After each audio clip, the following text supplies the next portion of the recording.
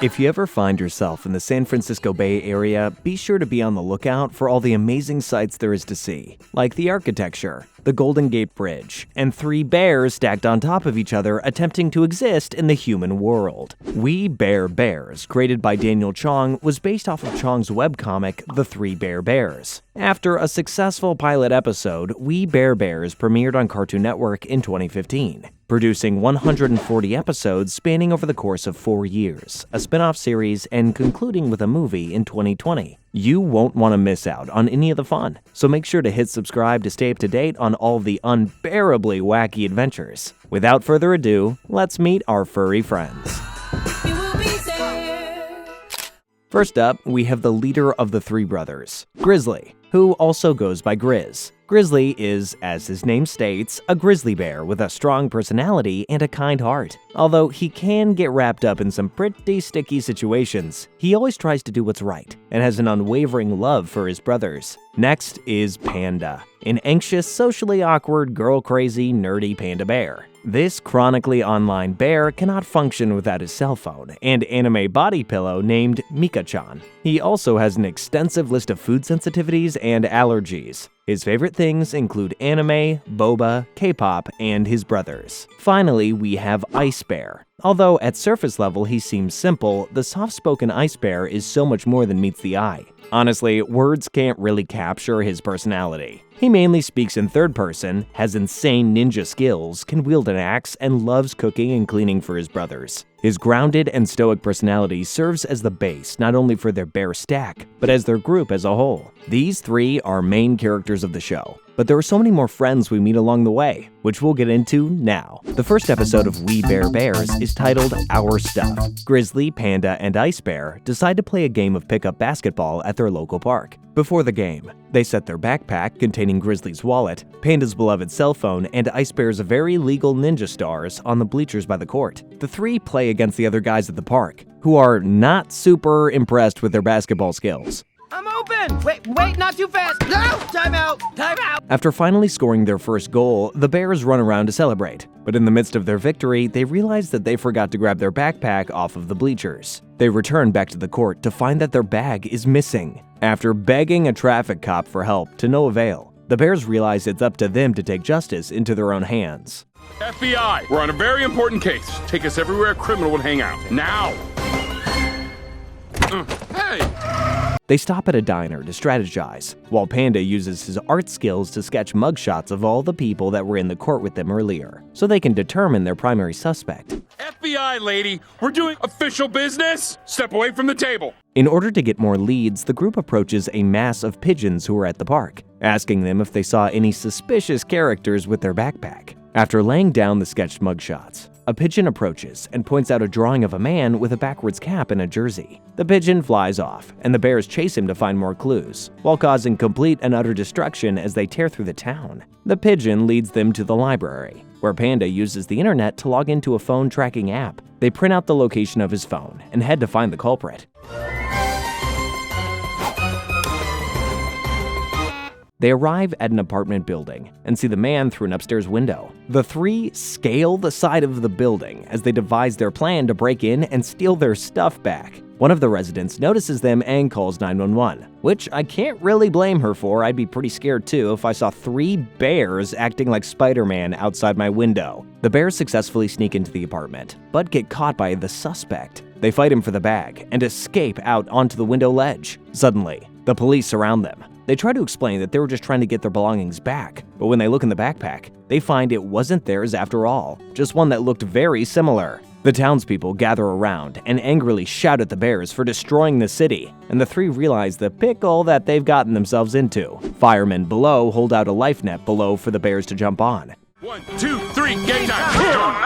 Oh, they all jumped. But when they land, their collective weight causes them to bounce off and fly into a window, shattering it. They land in a room full of pigeons that are hoarding stolen goods. FBI! One of the items being their backpack, and the police take the birds into custody. Outside, they are thanked by a cop for catching the Pigeon Cartel, and it's revealed that the pigeon that led them everywhere was actually undercover and working with the police. They are forgiven for the damage that they had caused, and finally are reunited with their backpack, with all their belongings safe and sound. In the next episode, Chloe, the bears catch an intruder in their home. When they capture her, they learn her name is Chloe. Oh no! I can't find it. It's too dark in here. So bright. And that she's doing a research assignment over bears for her college class. Although she is nowhere near college aged, we learn that Chloe is in university classes because she skipped a couple of grades and is a prodigy. Resentful due to her invasion of their privacy, the bears reject the idea of Chloe hanging around them and studying their behavior. But they quickly change their mind when bribed with some honey wasabi gummies. Actually, I have a proposition for you guys. I'll bring you as many gummies as you want. Deal. Chloe spends a lot of time with the three bears, getting to know each of their habits and lifestyles while also growing closer to them as friends. After tirelessly working on her research assignment, she finally finishes just in time for a presentation the following day. As she rushes out to catch the last bus of the night, the bears realize she left her laptop at their house, and they decide to look at Chloe's presentation, and they do not like what they find. They see Chloe has written about the bears' poor hygiene, true, social ignorance, also true, and their willingness to do anything for food. Anything for food? That's just not true. Upset by the misrepresentation of bears in Chloe's presentation, they decide to make adjustments to make it better. Oh, I'll bring it by tomorrow. The next day, the bears bring Chloe her laptop at school and sneak into the lecture hall to watch her presentation. When Chloe goes up to present, she's surprised when her informative research project has been replaced by a mass of insane Microsoft PowerPoint transitions and stock images of heaping garbage. Bears are smart. Congratulations, Bear. After the presentation ends, her teacher is displeased, saying that Chloe put no real research or effort into her work, feeling guilty that they ruined her presentation. The bears make their way to the front and admit that they were the ones who changed it. Students then begin to raise their hands, asking the bears personally about their habits and other facts about themselves. Are bears dogs? After the bears answer many questions from the class, Chloe receives an A on her presentation, which ended up even better than her original plan. Next up is Primal.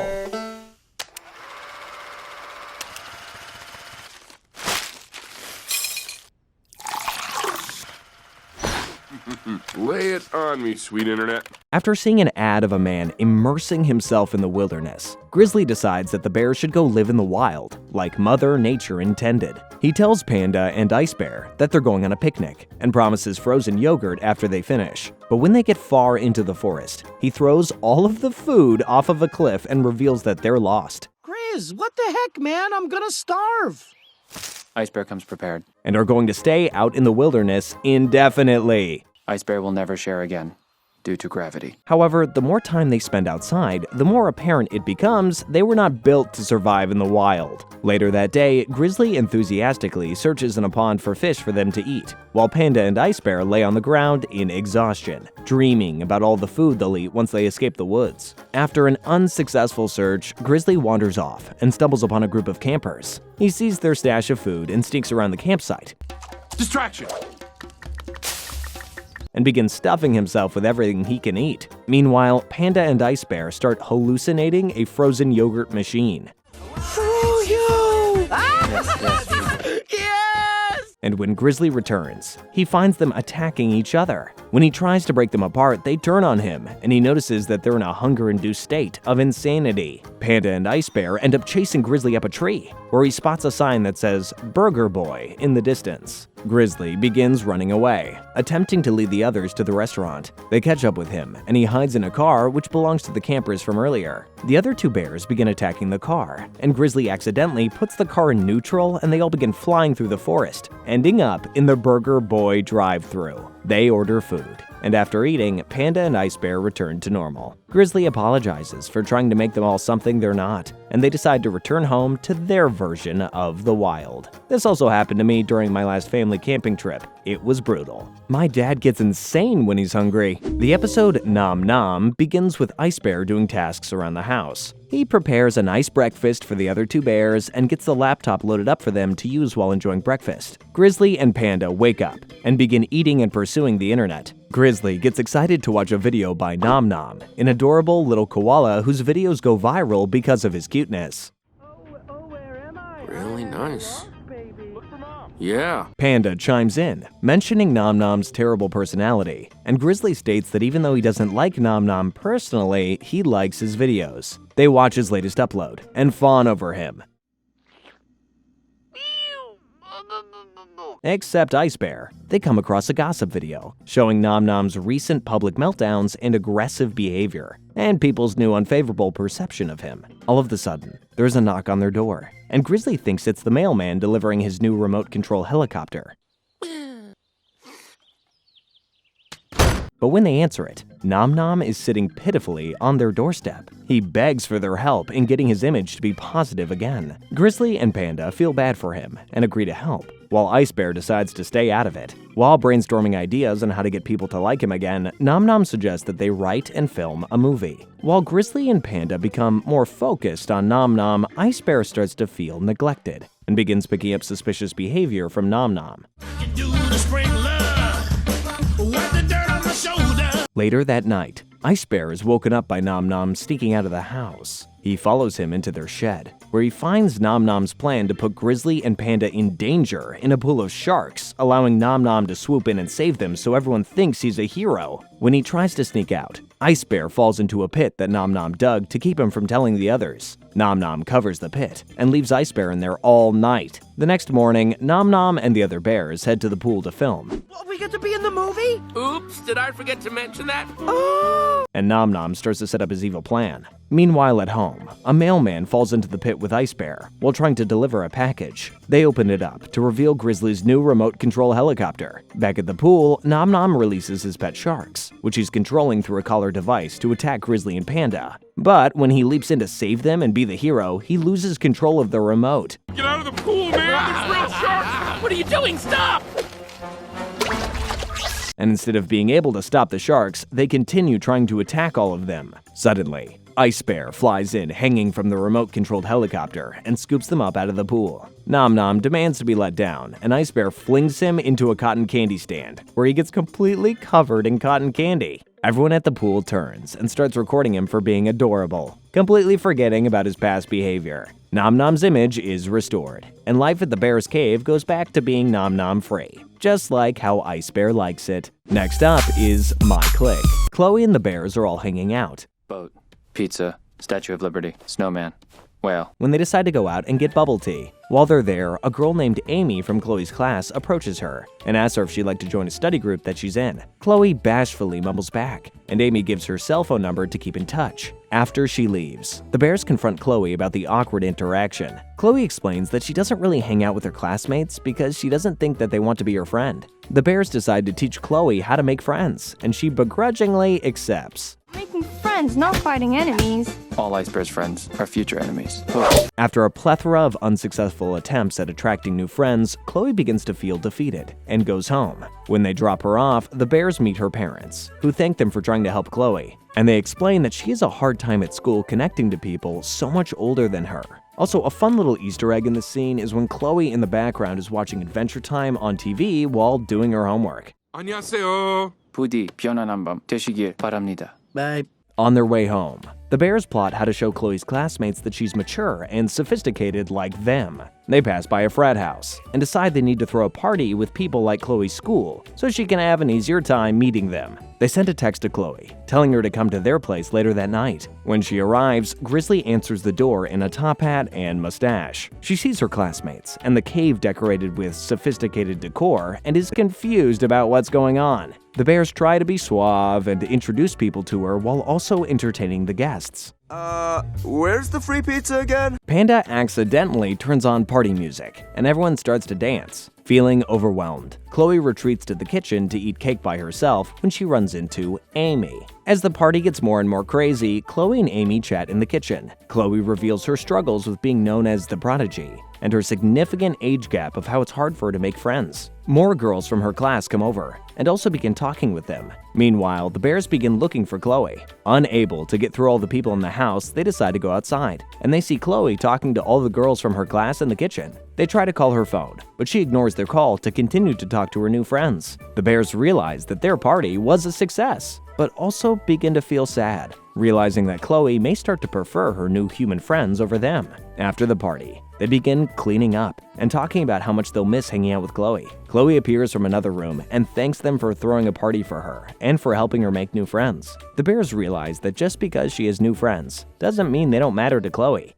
Biking! A grizzly bear! Chloe's going to biochemistry at 11 a.m. Got it! In the episode Pandas Sneeze, we follow the bears as they're out ordering pizza for lunch. While waiting for their food, Grizzly discusses with Panda about his new plan to come across as cool, and Panda attempts to mimic Grizzly's new coolness unsuccessfully. Grizzly explains that his thing is being cool, while Panda's thing is being cute. And you're cute. And he is, whatever.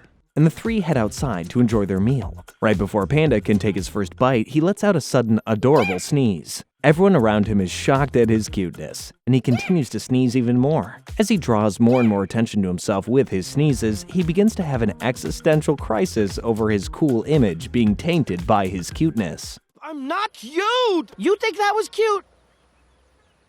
Back at home, Grizzly comes across a video that someone took of Panda while he was sneezing at the restaurant. The bears realize it's going viral and trending all over the internet. Panda complains about his growing popularity, while Grizzly and Ice Bear celebrate his oncoming cuteness fame. Soon, the video of Panda's sneeze is everywhere, and it's all anyone can talk about. Meanwhile, at Nom Nom's house, he learns about Panda's video and starts to grow concerned over his new cute competitor. He's good. Panda and Nom Nom appear on a morning news show and are volunteered to be the contestants for the annual Cute Off, where animals compete against each other to see which one is the cutest. Panda complains about the competition and the amount of attention he's getting, so Nom Nom and him plot to throw the competition in Nom Nom's favor. The day of the competition arises, Get your Nom Nom swag right now! Guys, come over and support the cutest bear around. and Nom Nom brings his A-game and the crowd goes wild. When Panda enters, he is fully decked out in a goatee, sunglasses, and a fedora. My name is Panda. I am a panda. The crowd falls silent, and Nom Nom moves up on the leaderboard. The competition continues, and Panda falls further and further behind, just like he intended to. Grizzly and Ice Bear ask him why he's throwing the competition. Panda reveals that he wants to be seen as cool like Grizzly. Grizzly tells him that being cute is what makes him cool. Motivated by his pep talk, Panda decides to try his best in the remainder of the competition. Once he starts doing his cute panda sneezes, he begins catching up with Nom Nom's lead. The two battle it out fiercely and are neck and neck. When Nom Nom angrily begins hitting Panda with a pillow, the feathers from the pillow fly all around Panda and cause him to erupt in a disgusting sneezing fit. Disturbed by the lack of cuteness, the crowd leaves, and neither Panda nor Nom Nom win the competition. I'm so cute. Look, I can sneeze too. Hey, watch. Achoo! We meet the baby bears for the first time ever in The Road. The three cubs, Grizzly, Panda, and Ice Bear, are in a cardboard box on the side of a desert road, Fresh bears! Get them while they're hot! advertising themselves to people driving by. A hitchhiker stands across the road from them and puts his thumb out, waiting to find someone to pick him up. Feeling that he might be competition, the bears try to shoo him away, but after some bickering, they realize that he's not a threat. They offer to let him stay in their cardboard box with them so he can have shelter for the night, and he accepts. The next morning, the bears wake up to find the hitchhiker had taken their box while they were sleeping, so the bears start their journey through the desert to find a new box to call home. After a day-long trek, they stumble upon a warehouse and decide to stay there for the night. When they make it in and the lights come up, they find that the warehouse is full of boxes. Boxes! The bears gallivant through all the packages, testing out all of them to find the very best box of them all. They find a humongous box and determine that it's the chosen one. They begin to think about what they will make out of it, but it soon becomes apparent that they all have very different ideas for what they want to do with it. They begin to fight, and their forcefulness with the box causes it to become untaped and ruined. Now, even more mad because the box is ruined, they decide to go separate ways and make their own houses by themselves. As they begin to build things out of the boxes, they become competitive, each one trying to make something even better than the other. Microwave! Launch your sword! Fire rolls! Hey! Later that night, they all stay in their respective fortresses alone, and they begin to miss each other's presence. And of course, they express it in the form of a song. We were never meant. After their musical ballad, Ice Bear gives Grizzly a package he found of an apologetic singing fish. Oh, baby, I'm sorry, baby. Touched by this gesture, Grizzly accepts his apology, and they both decide to apologize to Panda. A worker comes in for the morning shift and switches on the conveyor belts, which causes all of their houses to come tumbling down. Panda falls with his box onto a conveyor belt and gets taped inside, and the other two bears chase after him so they don't lose track of him in all the boxes. After some insane parkour moves from Ice Bear and some quick thinking from Grizzly, the two bears catch up to their brother. But a momentary pause of the conveyor belt causes them all to fly forward and get packed into the same box, along with a pair of ski goggles. They're shipped out, and once the package is delivered, they leave the goggles on the porch and hop away together with their brand new box. Oh, so that's what happened to my Amazon package. Continuing with the baby bear lore, we have Pet Shop. The bears are off the streets and are being sold at a pet shop. They beg people passing by to adopt them, but no one seems to be in the market for strange-looking bear cubs. I wonder why. They notice the owner walking around the store taking inventory of all the pets he has, and they wonder why. Hello! The next day, they wake up to a van with a camera crew setting up in the shop. Ice Bear uses his ever-impressive ninja skills to sneak around the store and obtain a sheet of paper that the owner and workers were looking at. The bears read that the people are there to shoot a commercial for the store, and they realize that this is their big chance to get adopted. However, when the crew begins selecting the animals to be in the commercial, it becomes apparent that they only want to use the dogs and cats. Determined to be seen in the commercial, the bears all disguise themselves as cats and dogs. They're selected to be in the commercial, but the director is not a big fan of their acting abilities. I tried my best to be a good father. I tried!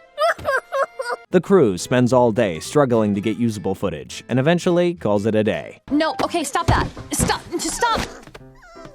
Cut! The commercial is aired, and the bears are thrilled to have made the final raw and emotional cut. They wait for the magic of the commercial to work, and it does, just not with them. Because of their unpopularity, the owner of the pet store boxes them up and throws them out. They sadly head off somewhere else, realizing they're not wanted by anybody. All of a sudden, people begin flooding the pet store, requesting the weird-looking dogs and cats they showed on the commercial. The bears pass the store, where people gather around them and fight each other to be able to adopt them. Each of the bears gets adopted by different people, and they happily go on their separate ways to experience life with their new families. However, soon after they're apart, they all realize that the only family that they need is each other, and they all rush back to one another and they head off into their new adventure. Next is Chloe and Ice Bear. Chloe wakes up and excitedly gets ready for her plans to spend the day with the bears. Nope. When the doorbell rings, she eagerly answers, only to find it's just Ice Bear. She gets a video message from Grizzly. He says that he and Panda can't make it since they're stuck on a boss level on a video game, but to have fun spending the day with Ice Bear. Chloe asks Ice Bear what he was planning for the day, and he pulls out a long list of errands to run for his brothers. Chloe decides to try to find things that Ice Bear enjoys doing, and the two set off on their day of fun. She takes them to see sea lions, but Ice Bear's attention seems to be elsewhere. They then go to walk the Golden Gate Bridge to get a view of the city, but heavy fog is everywhere, so they can't see anything. Determined to not be deterred by the lack of fun, Chloe takes Ice Bear to her favorite bakery. But again, Ice Bear seems to not care. She tries countless other gestures, but each one failing worse than before.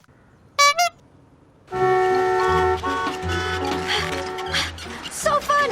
Chloe racks her brain to try to find something Ice Bear likes, but after coming up with nothing, the two decide it's time to go home. When they get outside, Ice Bear is distracted by an ad on the side of a bus. The ad pictured a large white albino alligator. Noticing Ice Bear's transfixion on the creature, Chloe suggests they go visit it at the museum. And for the first time all day, Ice Bear enthusiastically agrees. They make it to the museum and explore all the different exhibits. And this one's a decorated crab.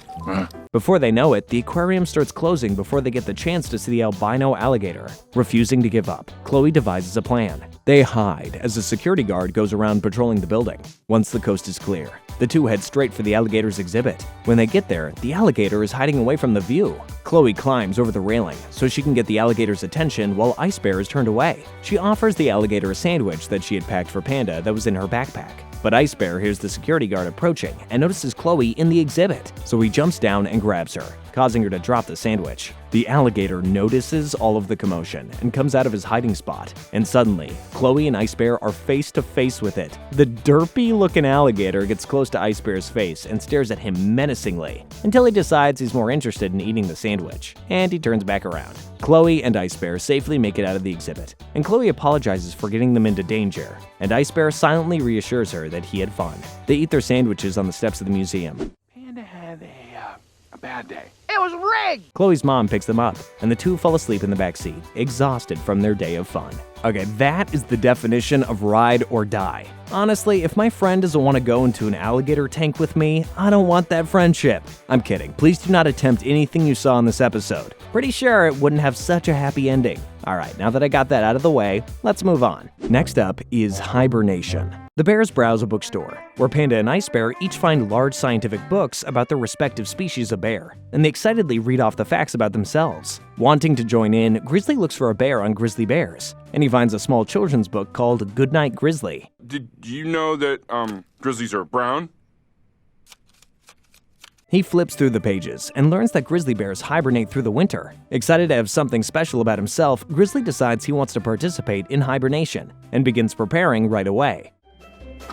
Whee!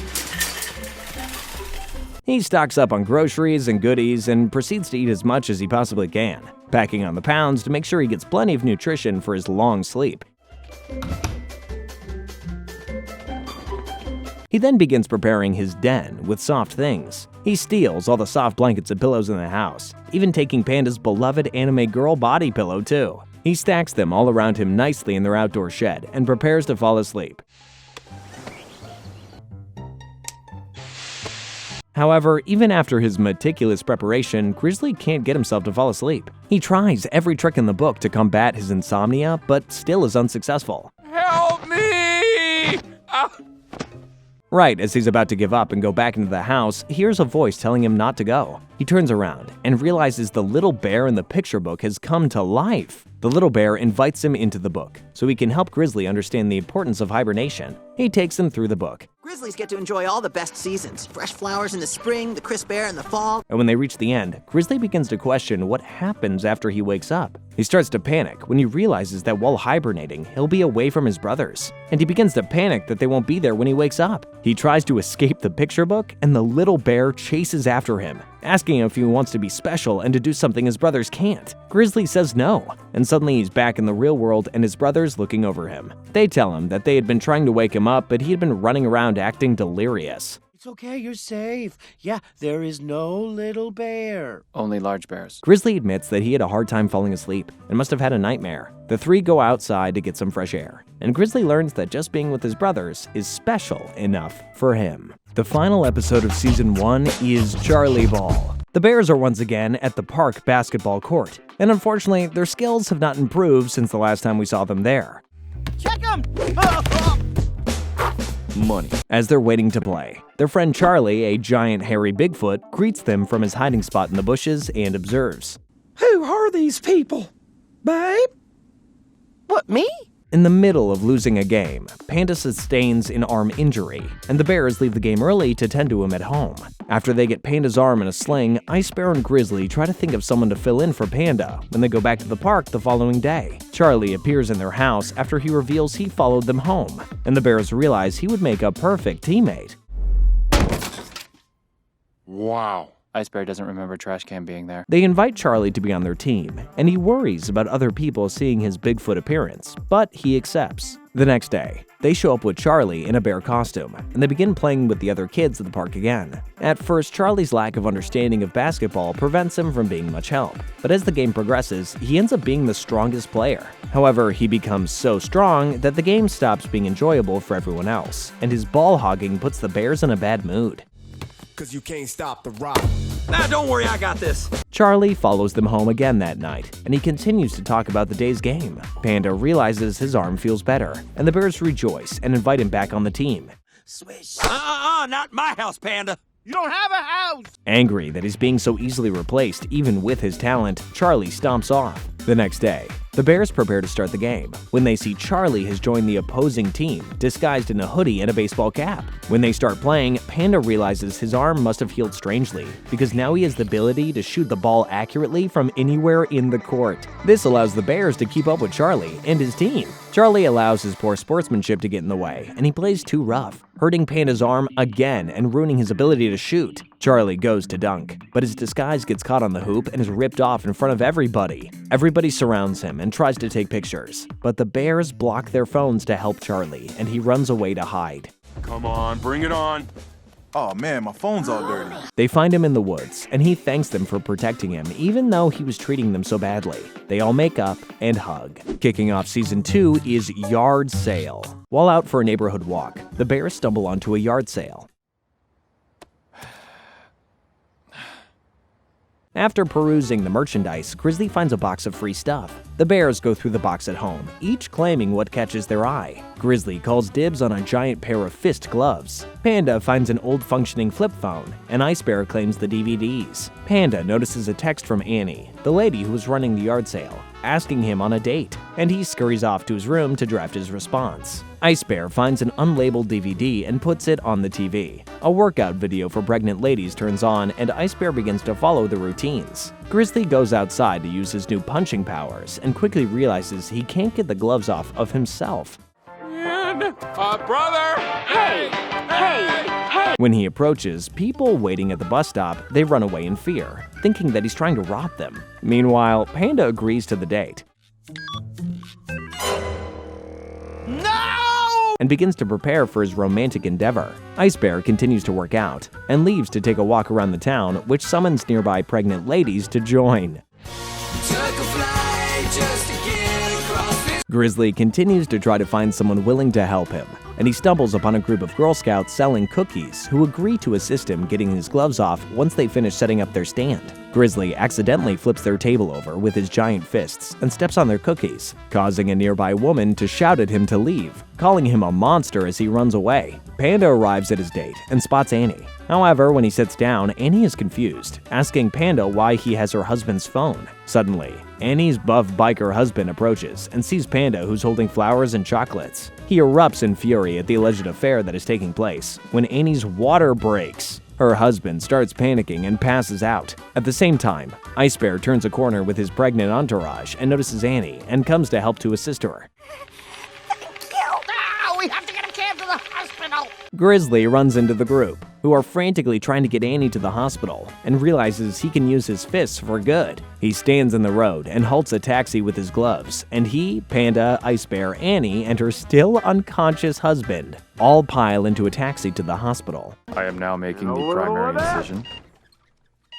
They get her there, right on time, and her delivery goes smoothly. Sorry, you'll have to sign in and wait like everybody. Oh my gosh, your hands! The bears go to visit the couple, and they apologize for the misunderstanding with the phone and the date. Grizzly goes up to the baby, who isn't frightened by his monstrous hands, and with its insane infant strength, it removes the gloves and frees him. Dang, that's a strong baby! Next up is rooms. Grizzly waits for Panda to be done hogging the shower and uses the bathroom. Panda plugs in his hairdryer to dry himself off, but it short circuits and makes the power go out throughout their entire den, and causing Ice Bear's fridge to stop producing cold air. The power comes back on, but the fridge is still broken, so Panda offers for Ice Bear to stay in his room that has an AC unit. Grizzly insists on being the one to sleep in the fridge since he knows Panda doesn't like small spaces, so they all set off to spend the night in each other's rooms. While Ice Bear is in Panda's room, he can't get himself comfortable even with the rickety AC unit.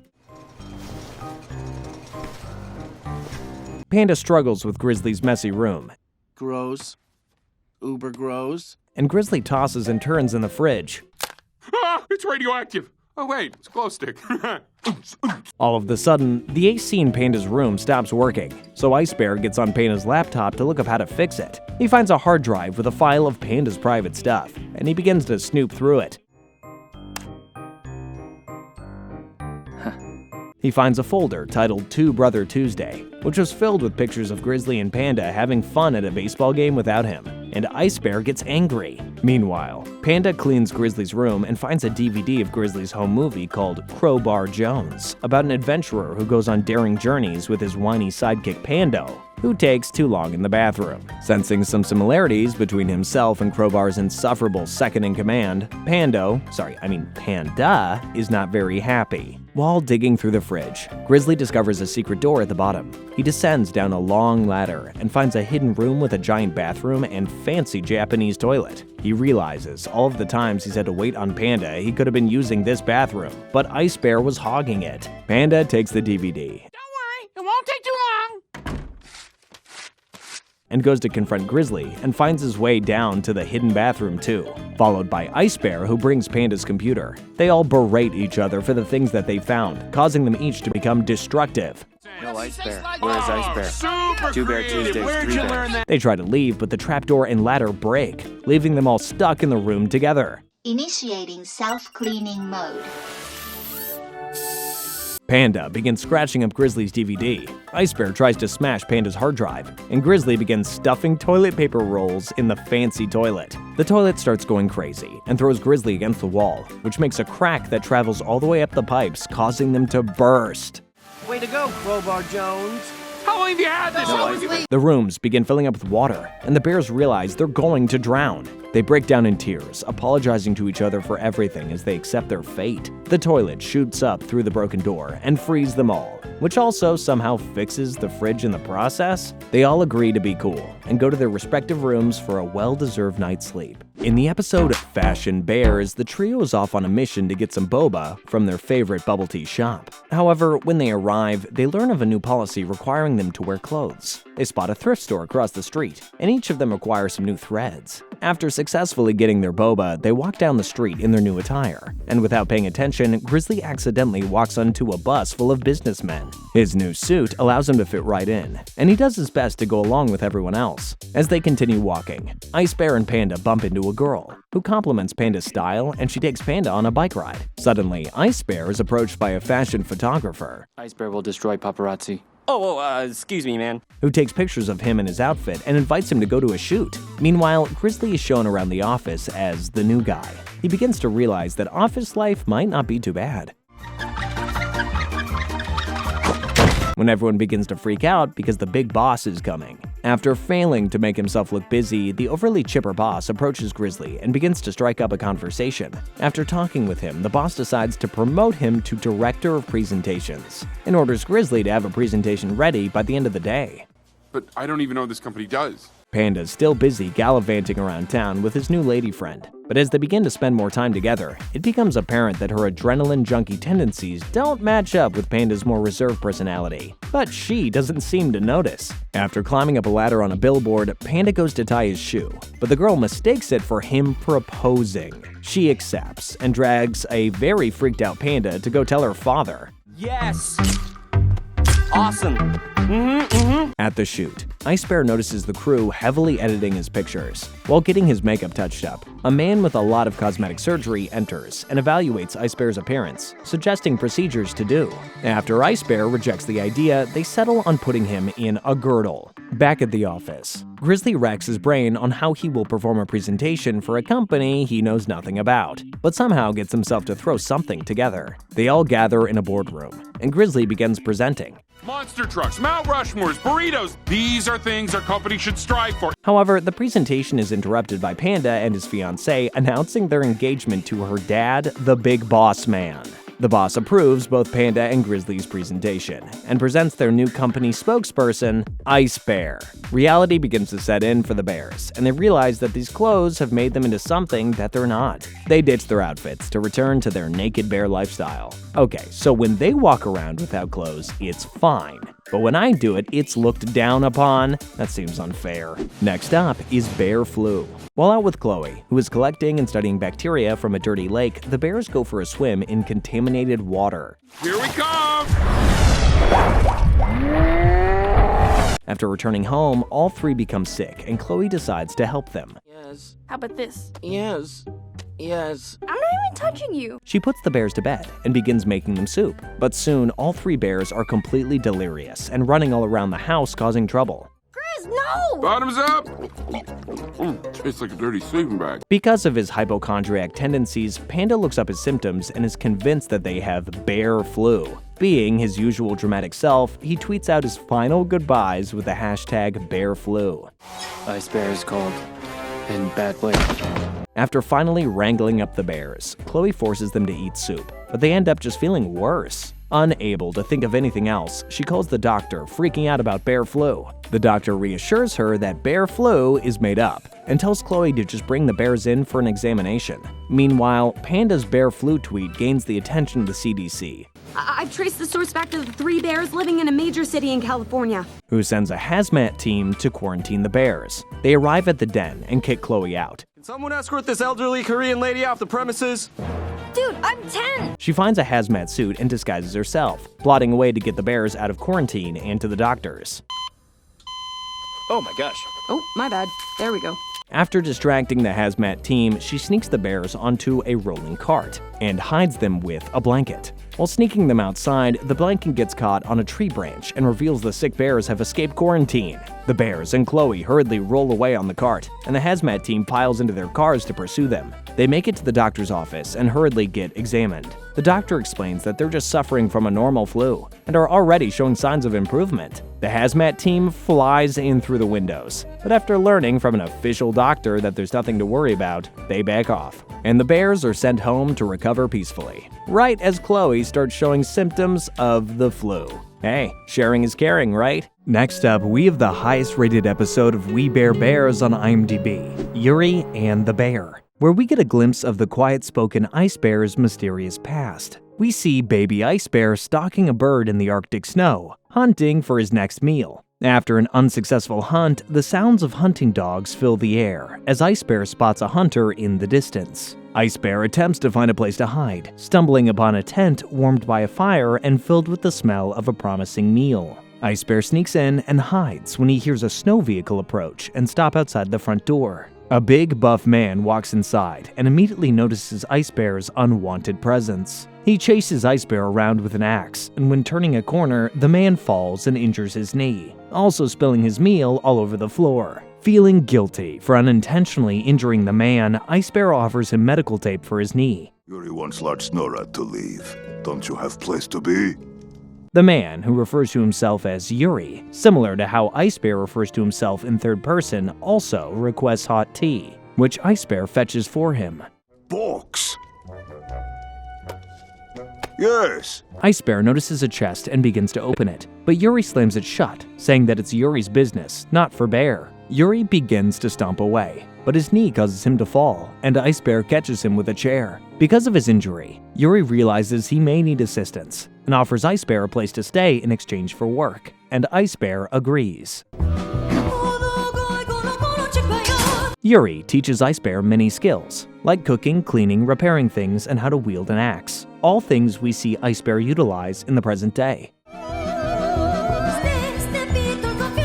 As time progresses, Yuri and Ice Bear's bond grows into a deep friendship, even though the two speak very few words. Even after Yuri's knee is healed, Ice Bear continues to stay with him, which Yuri doesn't seem to mind. While Yuri is away from the tent, Ice Bear is cleaning and becomes curious about the contents of the chest. He opens it and finds a picture of Yuri with a woman and a little girl, who is holding a horse carved out of wood. He hears Yuri return and quickly shuts the chest and pretends to clean something else. The next day, Ice Bear is chopping wood while Yuri leaves the house again, and he takes a single piece of wood inside. Later that night, Yuri returns and the two play a card game. After they finish, Ice Bear retrieves a present and gives it to Yuri. When he opens it, he finds a small horse carved out of wood. Yuri asks Ice Bear how he knows about it, and Ice Bear hands him the picture of Yuri and the others. Yuri erupts in anger, telling the Ice Bear that wasn't his business and kicks him out of the tent.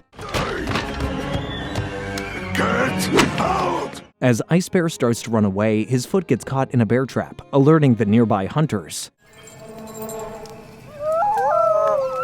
They move in on Ice Bear, and just as they're about to capture him, Yuri frees Ice Bear with his axe. The two jump on Yuri's snowmobile and speed away, still being pursued by the hunters. Suddenly, the snowmobile dies, and they are cornered by the water with nowhere left to turn. Yuri sets Ice Bear down on a piece of ice and hacks at it with his axe, causing it to break off from the mainland and making Ice Bear float away with the axe still stuck in the ice raft. Yuri and Ice Bear never see each other again. Yuri takes out the picture and puts it on display next to Ice Bear's horse carving, and Ice Bear takes Yuri's abandoned axe to remember him by as he floats off into the horizon. In Creature Mysteries, the bears arrive at the Forest Ranger Station to meet their friend Ranger Tabes. Outstanding! A spunky and ambitious forest ranger. Sir, please do not remove any items you see. A few of them are explosive.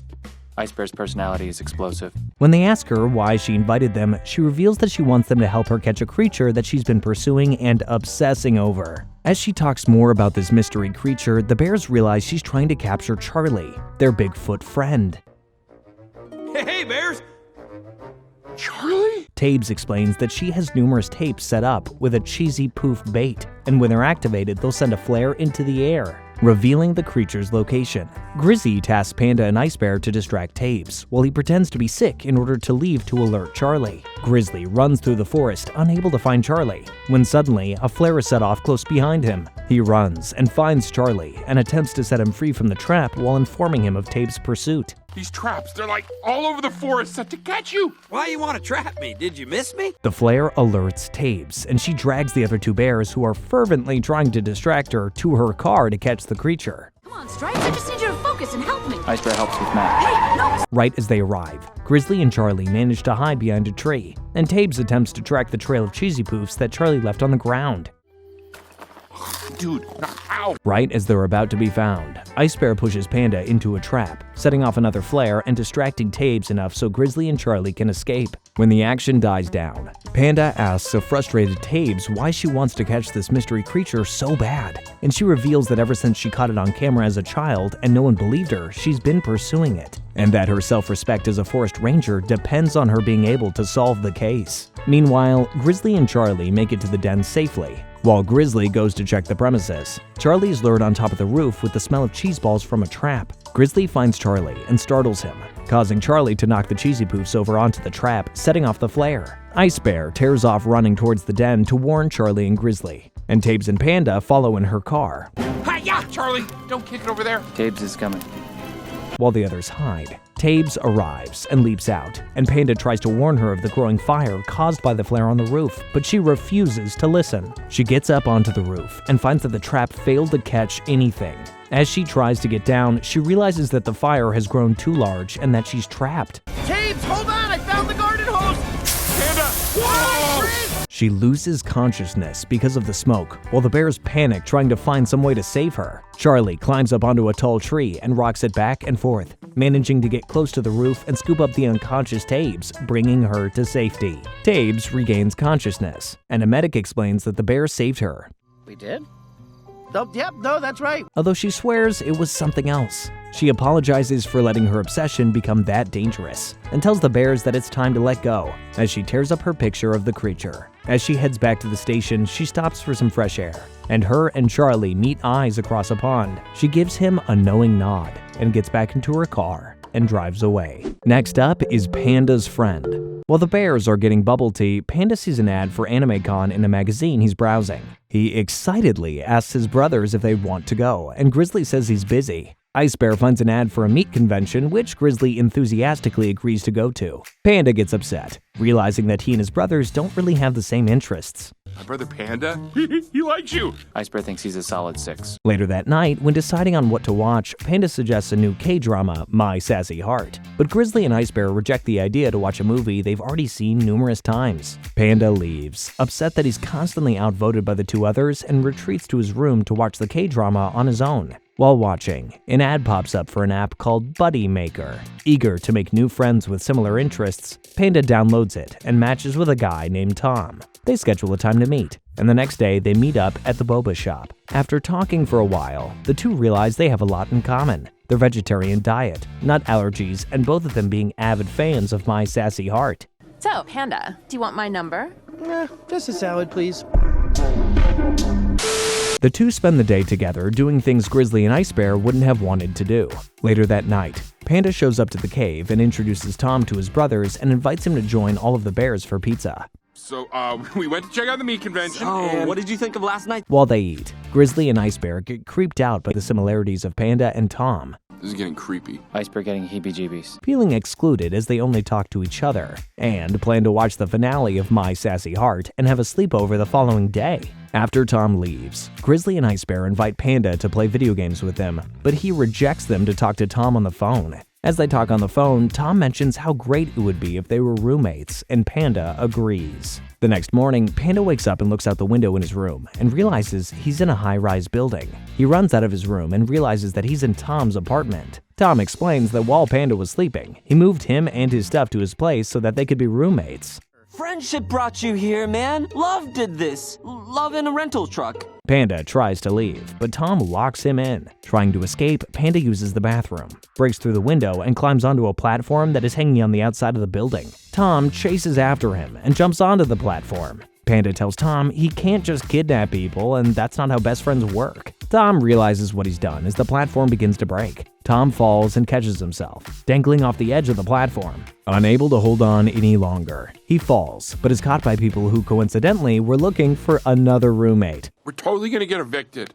Isaac doesn't want to lose his walk-in closet. Panda returns to the cave with his brothers and explains that even though they may not have everything in common, as long as they all get to hang out with each other, it's alright. You wanna watch that Korean show? The, My Gassy Heart? Wait, kidnapping your friends is not normal? Sorry guys, I'll be right back. Got a couple of things to take care of really quickly. The final episode in Season 2 is Neighbors. Panda and Ice Bear walk in on Grizzly in the living room, obsessively watching a true crime documentary about a crazy neighbor. We thought he was normal, but then he kidnapped our cat and he lit our house on fire. They hear a vehicle approaching, and they look outside and see a couple emerge from an RV beginning to unpack their belongings. They excitedly talk about how they've always wanted neighbors and walk over to introduce themselves. They kindly introduce themselves as Faye and Warren and obsess over Grizzly's large physique. The bears return home, but they realize that they forgot to give their new neighbors the casserole they made. Grizzly returns to the RV to give it to them and eavesdrops on their conversation inside. He hears them talking about capturing him and sees Warren holding 2 large knives as he stands in front of a display of even more knives. Panicking, Grizzly runs back home, alerting his brothers about what he just heard and saw.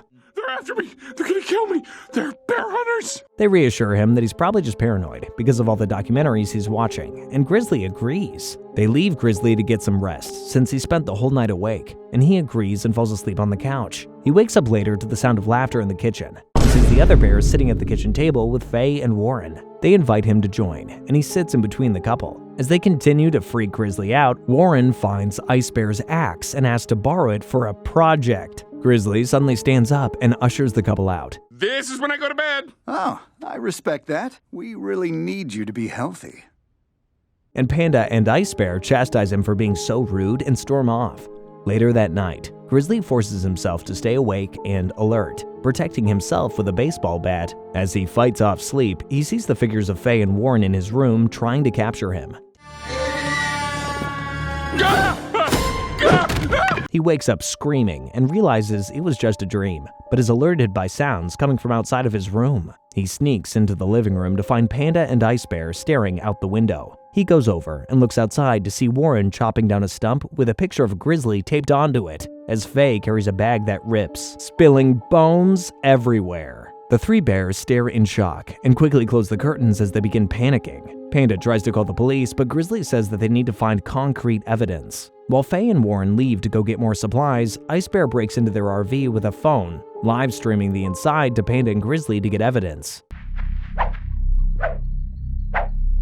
As he sneaks around their camper, he finds all of the knives, along with a book open to a page with a grizzly bear and its anatomy. Panda urges them to call the cops, but Grizzly says it's not enough evidence. Ice Bear turns around to find a wall covered in pictures of Grizzly with threatening messages on them. He turns around and drops the phone, causing it to lose signal to the other bears. Grizzly tells Panda to keep watch as he goes to find Ice Bear. He gets inside the camper, and Ice Bear shows him that the wall doesn't just have pictures of just him, but all of the bears. Panda abandons his watch post and shows up because he got scared. They freeze as they hear the couple returning and go to hide in a room. When they open the door, a skeleton falls out and they all run into the bathroom. Faye and Warren realize someone is in their RV and try to open the bathroom door. Panda and Ice Bear escape through the window, but Grizzly's chubby figure causes him to get stuck. The bears try to pull him out, but they accidentally rip off the entire RV wall. Faye and Warren come in and demand an explanation. Should we tell them who we are? I think it's better if we show them.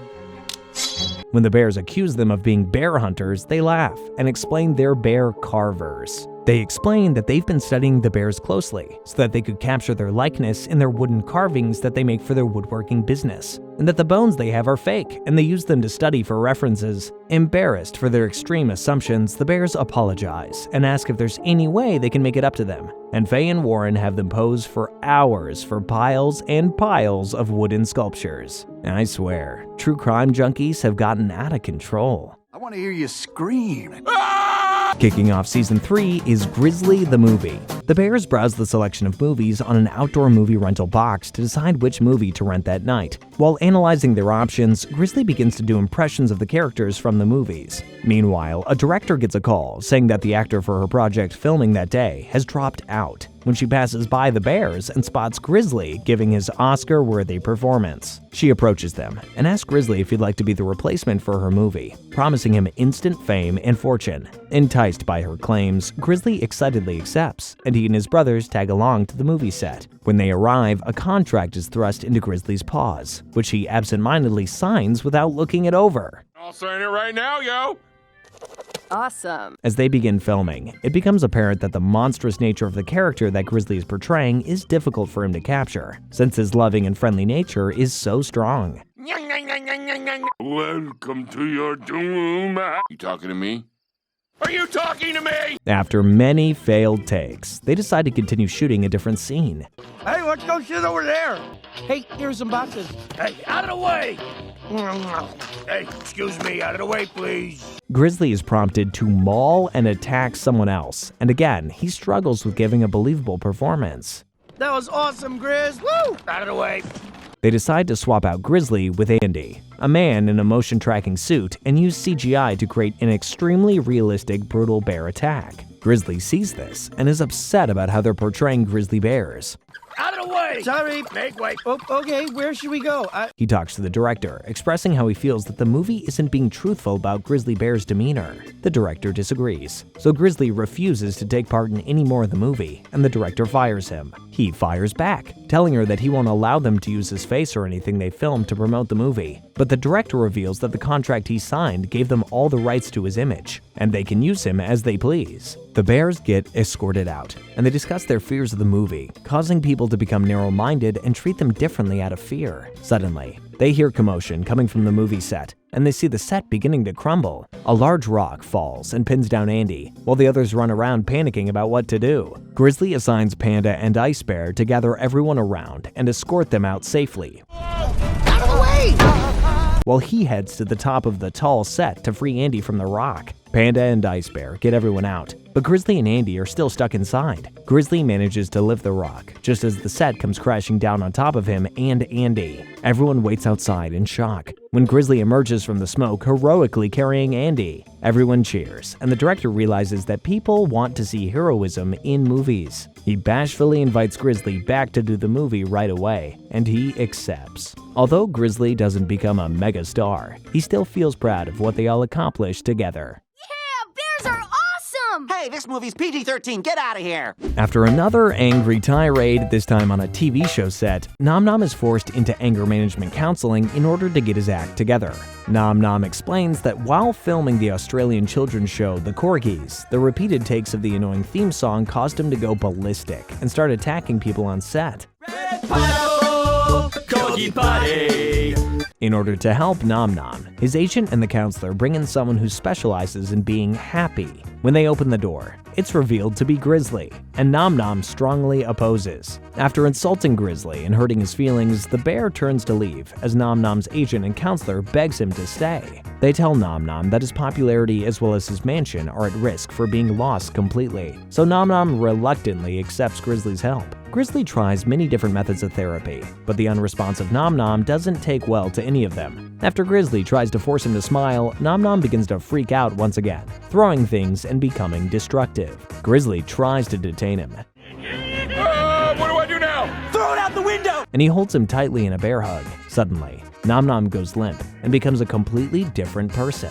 They realize that the solution to controlling Nom Nom's explosions is Grizzly's giant hug. Let me grab some of those bagels. Whoa!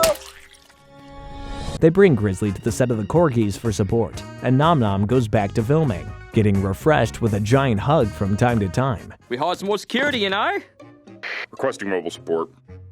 The first take goes amazing, and the staff celebrates. They decide they'll get one more take after a short break. While waiting for filming to resume, Grizzly runs into his favorite character, the kangaroo. He excitedly approaches him, and the annoyed kangaroo has Grizzly thrown out. Unable to get back into the locked set, Grizzly begins to panic, and he runs into another worker begging him to let him in. The worker says the only people allowed in are the people working on a kid's clown show. So Grizzly lies and says that he does, and he swiftly gets dragged off to get his makeup done. Meanwhile, Nom Nom notices Grizzly's absence, and as filming begins again, he begins to be pushed to the edge. Grizzly makes it back onto the set and sees Nom Nom about to explode. He rushes through everyone. And right as Nom Nom begins to go crazy, Grizzly lands on top of him and calms him down. They successfully get through the last take without any more incidents. Nom Nom's agent tells him that now his popularity is soaring and everything is okay again. Grizzly congratulates Nom Nom, who then tells him that he won't be needing Grizzly's help anymore, since he's so famous and everyone likes him again. Grizzly gives him one last hug, and Nom Nom tells him to never tell anyone what happened. I think that was my ride home. Next up is Professor Lampwick. After the bears show up to congratulate Chloe on acing her lab, she tells them that she received an incomplete. Chloe explains that while she was working, her extremely intimidating Professor Lampwick was watching her and made her crumble under pressure, causing her to fail to complete the lab.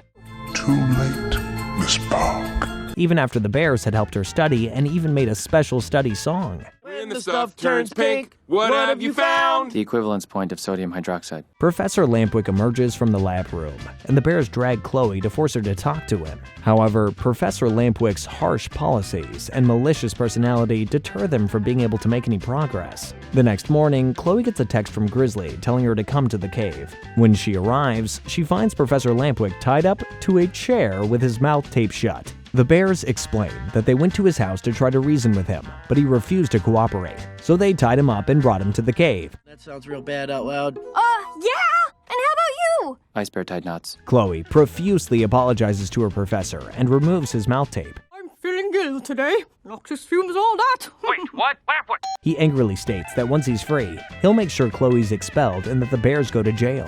They all begin to freak out, trying to find some way to amend the situation. Panda tries to untie the professor after Lampwick strikes a deal with him that he will let him off the hook. No phone. He wouldn't last a week. I gotta untie him. So the others have to tie Panda up as well. Grizzly goes to get Panda's phone for him, and the professor begins manipulating everyone into turning on each other. He convinces Chloe that Grizzly is going to call the police and throw her under the bus, so he and his brothers can be free, so Chloe ties up Grizzly too. Crumbling under the intense gaslighting from the professor, Ice Bear attempts to cut out the middleman and ties himself up. After his constant, unwavering belittlement, Chloe snaps at the professor and wagers a deal. She proposes that she does the lab again, and if she's successful, he lets them off with no consequences. And if she fails, she can be expelled and the bears go to jail.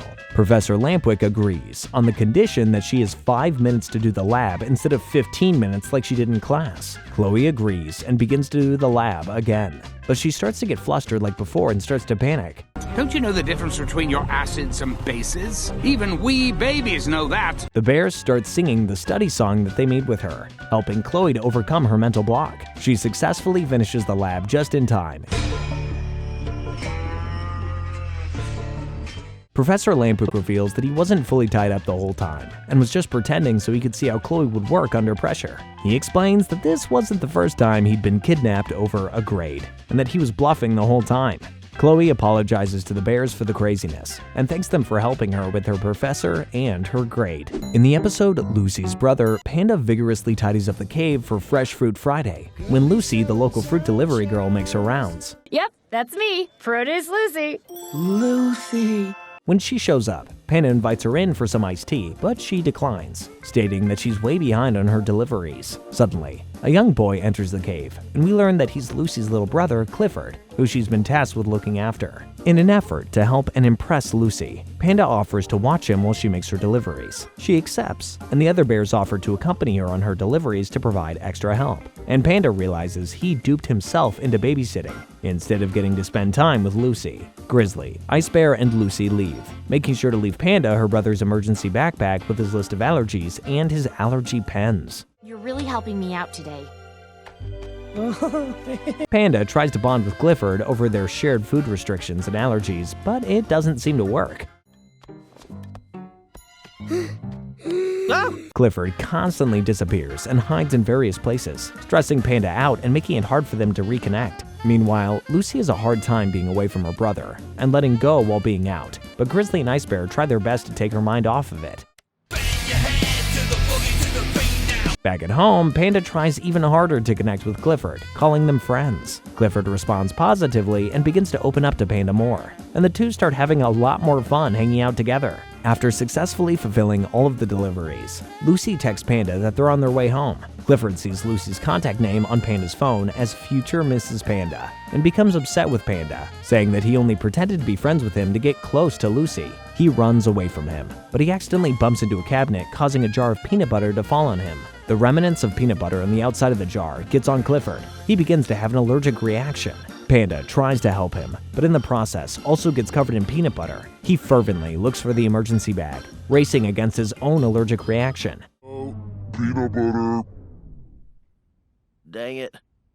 He finally finds the bag and manages to get Clifford his allergy pen in time. Panda lies on the floor and apologizes to Clifford while waiting for the sweet release of death, when Clifford stabs him with his extra allergy pen, saving him. The others arrive home to a seemingly normal Panda and Clifford watching TV on the couch. Clifford asks Lucy if he could hang out with Panda again, and Lucy is impressed with Panda's ability to connect with her shy brother. Thanking him, she gives Panda a kiss on the cheek, causing him to have an asthmatic fit. We meet the baby bears again in the fair.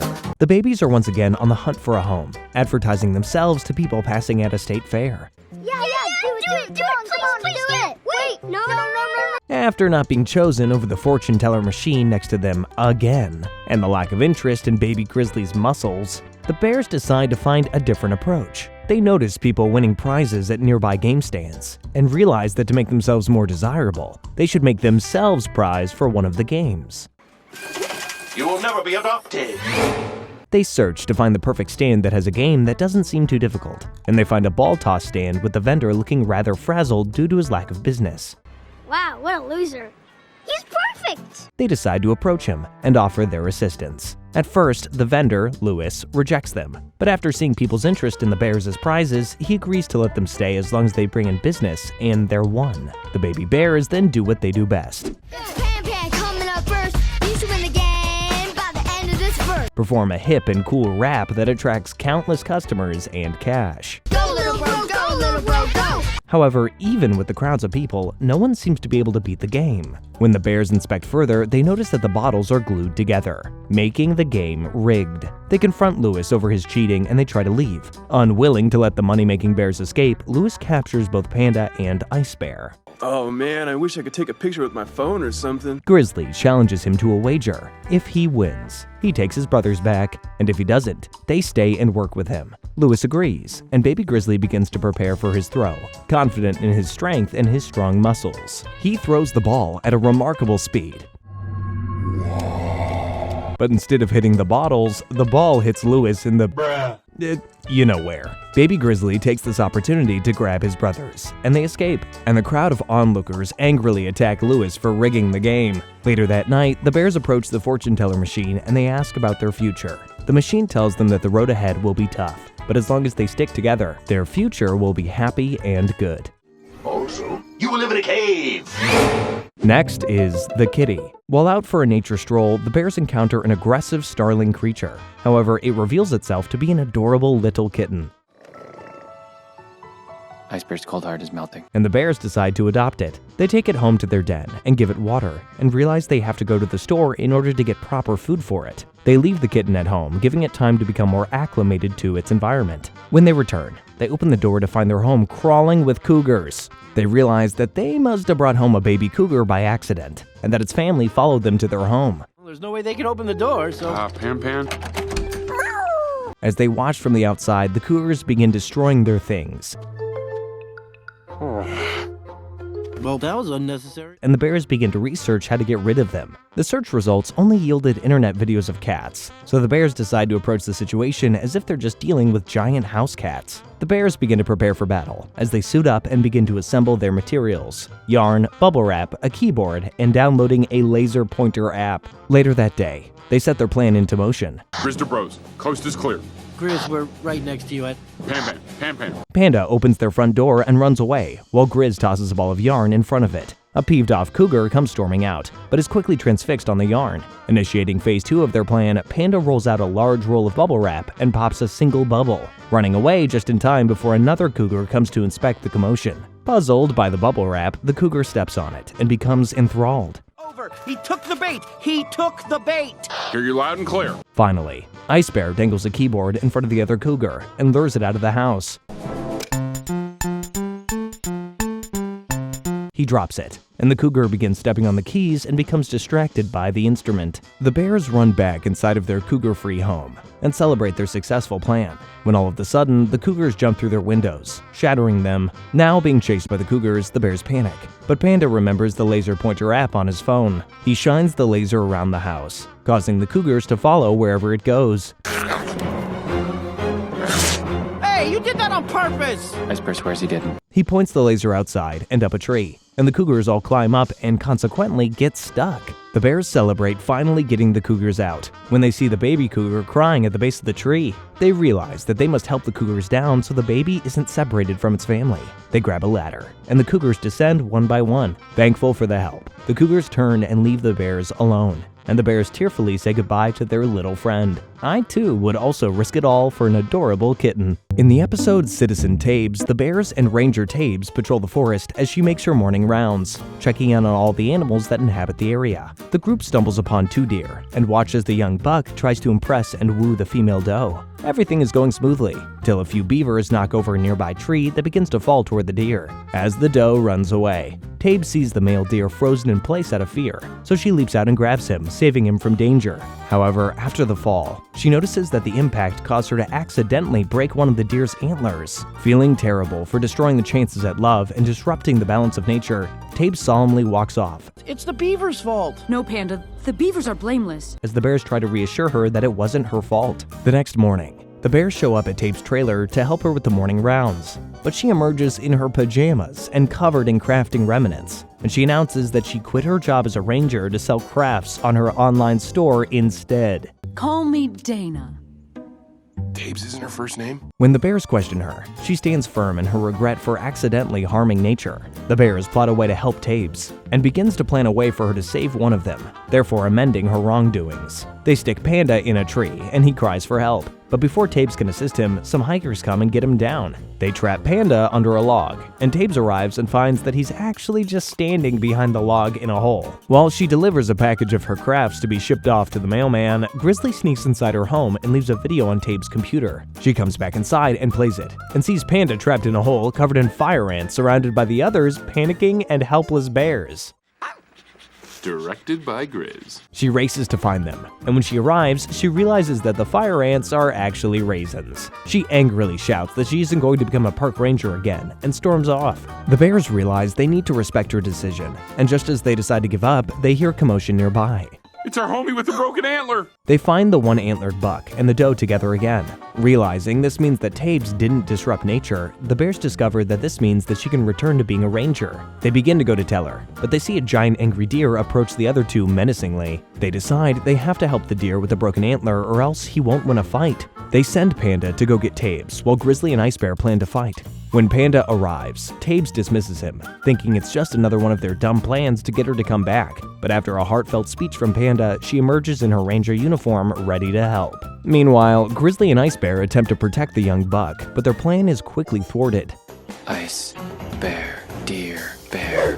Right as they get cornered by the giant deer, Tabes lands on its back and grabs its antlers, ready to defend her friends. Tabes and the giant deer go head to head, but the deer's strength is greater than hers and he throws her off. As she tries to get away, she hurts her ankle and the giant deer moves in on her. Just as he's about to deal the final blow, the young buck comes to her rescue and successfully fends him off with just a singular antler.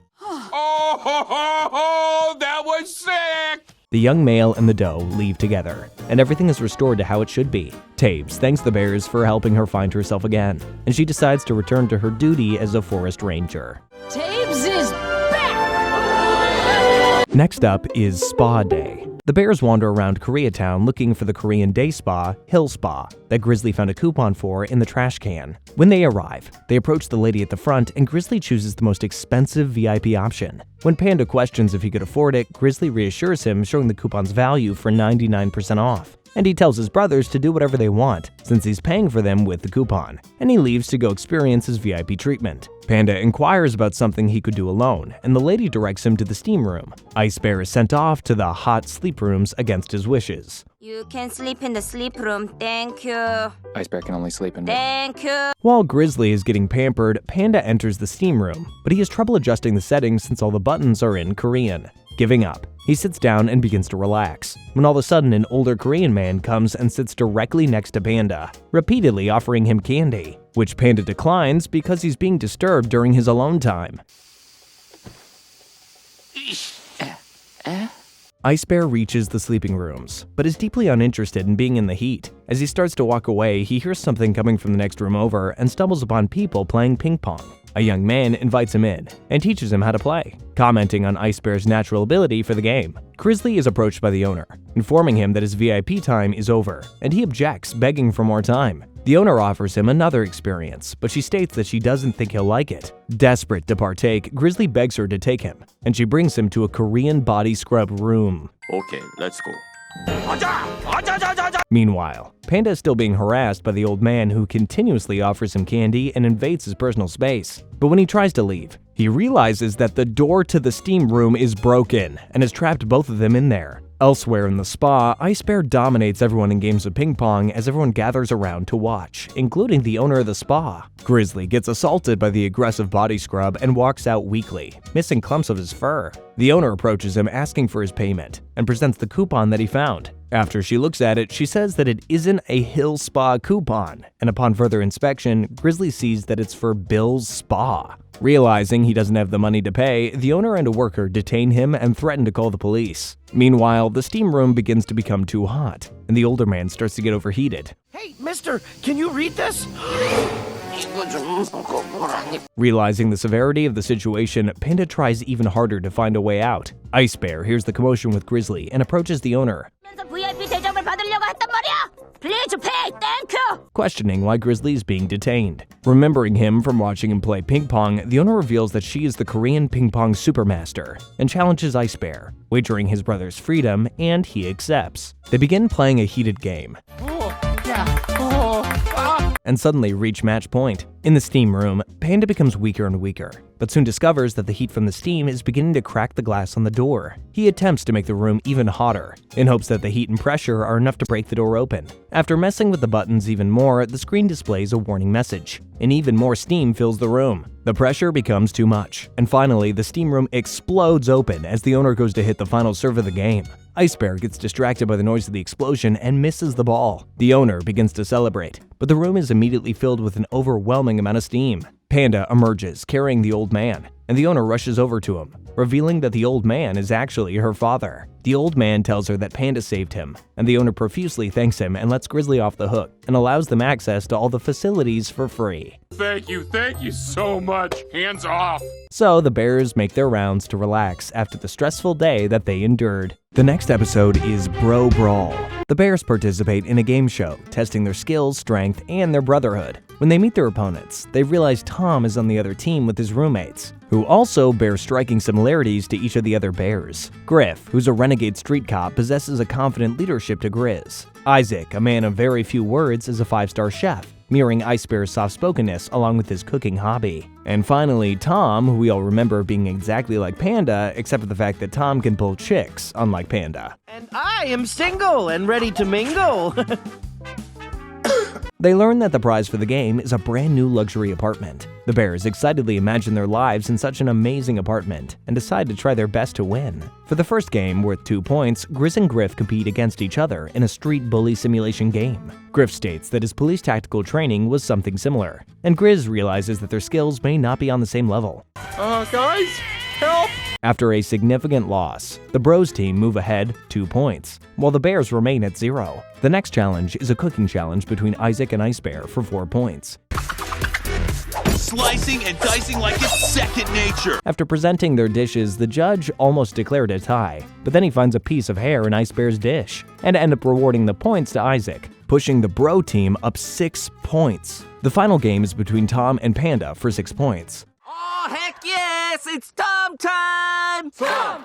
The challenge is to dress their brothers in fashionable outfits. And while at first Panda seems to be at a loss, he quickly throws together fashionable ensembles for both Grizzly and Ice Bear, while Tom misses the mark. Panda wins and pushes the Bears team to 6 points, tying themselves with the Bros team, meaning both teams will compete in a bonus round. They cut to a commercial break, and Panda goes to the bathroom. He hears someone crying in a stall and finds Tom, who tells him that he and his roommates can't afford their apartment and are going to have to separate if they lose. Panda tries to reassure Tom but is cut off by a producer urging them back onto the set. Maybe you could Hey guys, crying time's over. Need you back on set. The final challenge is an obstacle course that includes every member of each team. Both teams start out strong. Once it's down to Panda and Tom quickly falls behind. Panda reaches the finish line but is unable to cross in good conscience. He feigns a sock attack, allowing Tom to cross the finish line first. Panda apologizes to his brothers for throwing the competition, but they commend Panda for being a good bro. The last episode of Season 3 that we'll be covering is I Am Ice Bear. Panda puts together a slideshow of the Bears' memories together to post for National Siblings Day,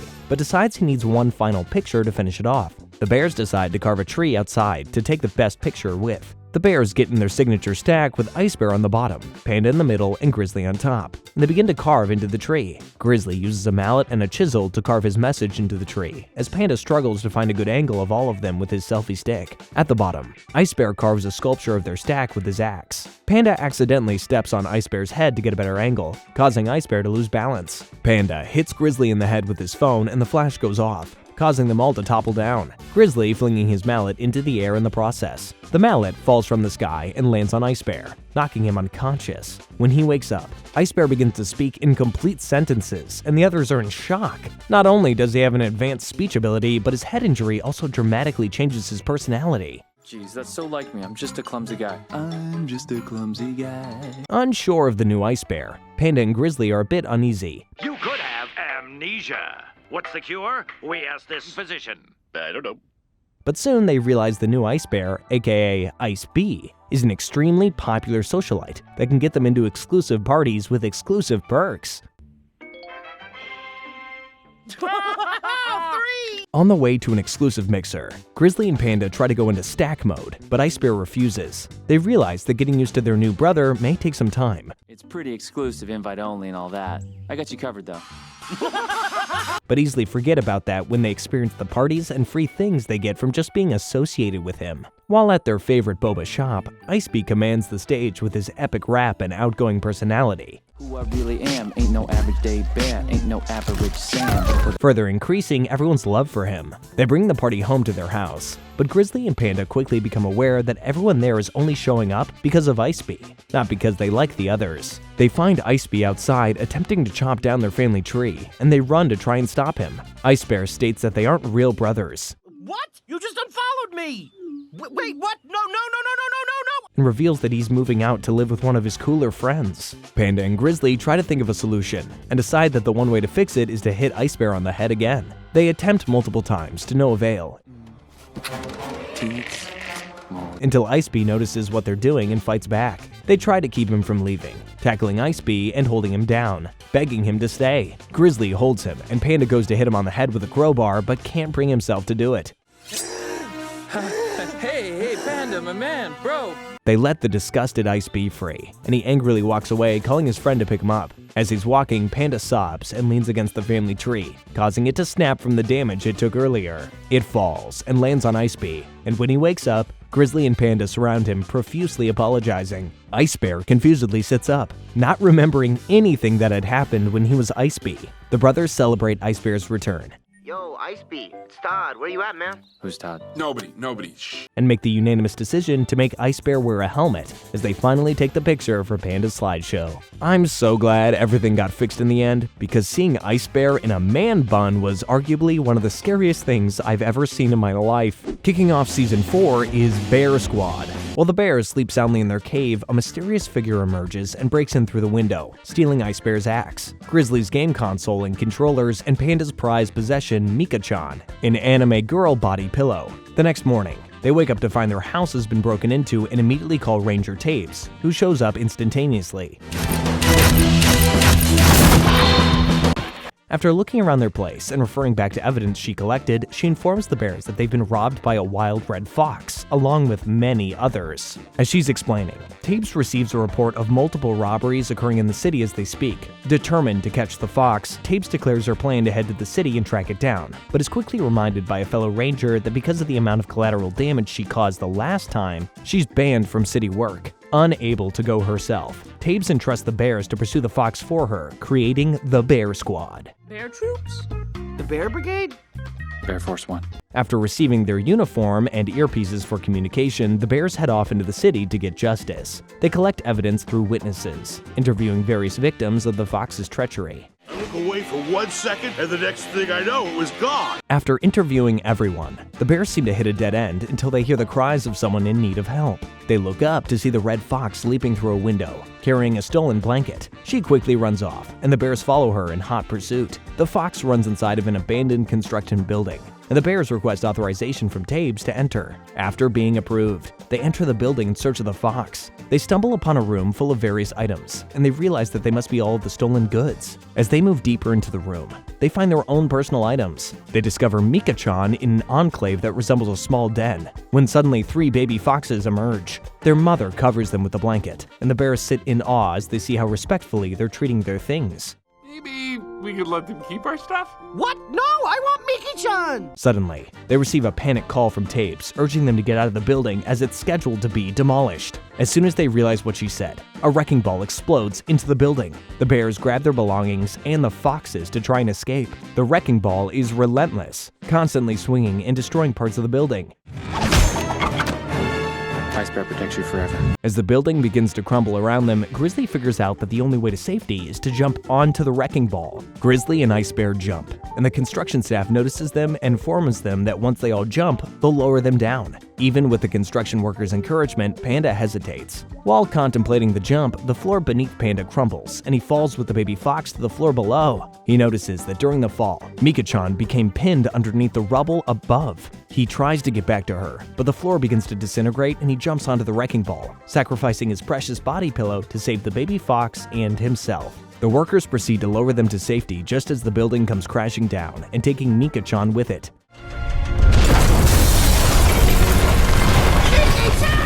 The bears return to the forest where Tapes has built a safe den for the foxes to live in. Panda sits alone and mourns the loss of Mika-chan, with his brothers going to comfort them. Out of nowhere, a few construction workers from the site emerge, carrying Mika-chan. They manage to save her from the debris and found Panda from the address he had written on the back of the pillow, and they all rejoice. Ladies, get you a man that loves you the way Panda loves Mika-chan. Next is hot sauce. Ice Bear prepares the bears a delicious banh mi lunch. Just as they're about to dig in, Grizzly realizes they're missing the best part, the sriracha sauce. Duh, of course! Burn makes Ice Bear feel alive. He retrieves their bottle, but they discover that it's empty, and that their spare bottle has been all used up too. The bears reluctantly put off their delicious lunch and trek to the store. However, when they arrive, there's no sriracha sauce to be found. They dejectedly leave to head home and eat their dry sandwiches when they find tracks of hot sauce outside of the store. They follow it into an alley, where they find a pigeon with a briefcase containing Sir Cuckoo sauce. Unsure of the validity of the sauce, the pigeon urges them to try it, and when they do, they excitedly discover it tastes the exact same. They buy the briefcase from the bird, who leaves them with a business card with an address on the back and then disappears. They run home to indulge in their delicious sauce, but when they arrive, they're greeted by the police who arrest them. Arrest? While being interviewed by Officer Murphy, it's revealed that they made an illegal purchase of stolen goods from the Pigeon Cartel, who was responsible for the theft of an entire shipment of sriracha sauce. Because of their back alley exchange, the bears are told that they're going to jail. But after the police realize they need undercover people to send into the Pigeon headquarters to retrieve photo evidence of the stolen sauce, they offer to free the bears of all charges, which they accept. But sir, how are they going to get in looking so soft? They get into costume to seem more scary and menacing. Panda dressed as a robber, Ice Bear as a gangster, and Grizzly, the scariest of all, dressed as Dracula. Of course. Right, bro? Ice Bear can't see anything. They approach the address from the back of the business card and request entry. They are denied until they flash the business card, which grants them entry into the lair. Cool tat, I'm next. Surrounded by pigeons, they're escorted to the leader of the cartel, who uses a text-to-speech app to communicate easily with the bears. Some of our hot sales. Sauce. To prove their loyalty, the head pigeon reveals that they have to drink an entire bottle of Sir Cuckoo sauce. Grizzly accepts the challenge and successfully chugs it down, impressing the leader and earning his trust. He shows them their stash of sauce, and Panda encourages them to all pose for a picture, and the leader accepts. Say hot sauce. Hot sauce.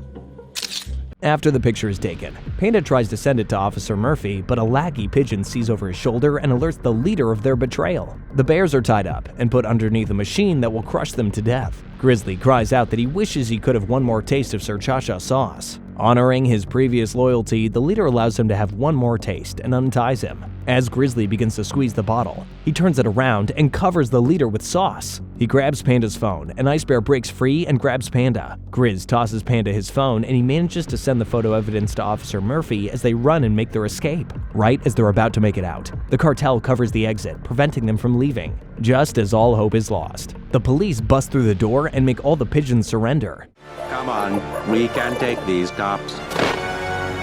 Because the bears did such a good job with helping them, Officer Murphy thanks them and allows them to keep their briefcase of Sir Cuckoo sauce, and the bears go home to put their delicious stolen goods to good use. In the episode Money Man, the bears help set up Chloe's science presentation up at the college. The nervous Chloe is preparing to meet Dr. Bean, the man who donated the entire funding for the science building at her school, and the man offering a large scholarship prize and a trophy to whoever wins the department-wide science competition. Guys, we gotta win that trophy. Ice Bear is Trophy Bear.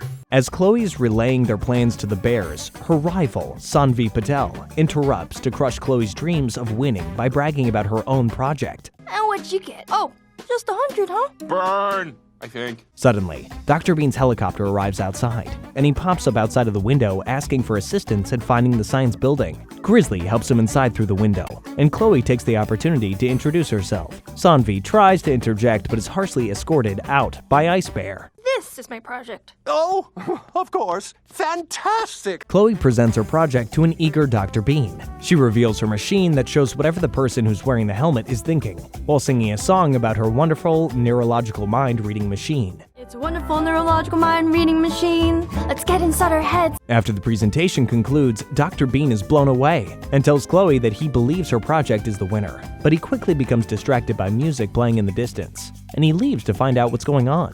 The group follow him and find that the music is coming from Sanvi's presentation. She reveals her project. Welcome! Oh, I can't believe this! A cyborg! The Amaze Navi by Sanvi, which is a device that can track the location of any item as long as you provide an image of what you're looking for. Also, it can even complete a maze for you! Whoa! Chloe angrily interrupts the presentation, causing her and Sanvi to get into yet another argument. Yours can help me solve mazes, and you had an amazing song! In the midst of their fighting, Dr. Bean wanders off again, and the two set off to find him to ask who the true winner is. They all search the building high and low, but no one finds him. Chloe has the idea to use her and Sanvi's inventions together to find them, and Sanvi unenthusiastically accepts. They put the neurological mind-reading machine helmet on Panda, who tries to remember Dr. Bean's face. After a few tries, he manages to get an accurate image of him on the screen, and Sanvi uses her device to track him. They spot his location outside of the building, and they race off to find him. They finally track him down, and he informs the girls he has chosen a winner, which he reveals to be a student who created a basketball with emotions, aka the dude drew a smiley face on a basketball. Dr. Bean's hired me to work as his assistant. How cool is that?